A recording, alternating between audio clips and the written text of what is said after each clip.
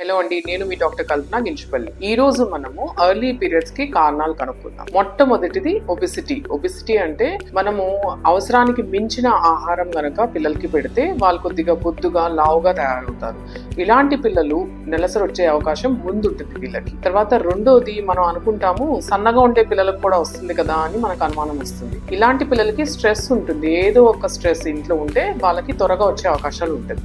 మూడోది hormonal disturbances. చాలా rare గా హార్మోనల్ డిస్టర్బెన్సెస్ కూడా వీటికి కారణం ఉంటుంది. ప్లాస్టిక్ బాటిల్స్ కానీ ప్లాస్టిక్ లంచ్ బాక్సెస్ కానీ యూజ్ చేయడం. సో మనం అవాయిడ్ చేయాల్సింది ఏంటంటే ఊబకాయం అంటే ఒళ్ళు రావడం, తర్వాత ప్లాస్టిక్ ని నివారించడం, తర్వాత పిల్లలకి ఎండ తగిలేటట్టు చూసుకోవటం, అంటే విటమిన్ డి లోపం లేకుండా చూసుకోవటం.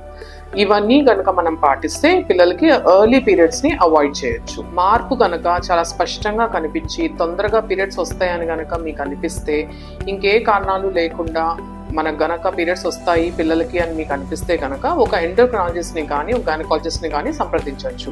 కొన్ని హార్మోనల్ ఇంజెక్షన్స్ ఉంటాయి, అవి వాళ్ళు జాగ్రత్తగా చూసి అవసరమైతే ఆ ఇంజెక్షన్స్ ఇచ్చి పీరియడ్ ని పోస్ట్పోన్ చేసేయచ్చు. తదుపరి వీడియోస్ లో మరింత ఇన్ఫర్మేషన్ తెలుసుకుందాం. అంతవరకు please follow my page on Instagram, Facebook and YouTube. Thank you.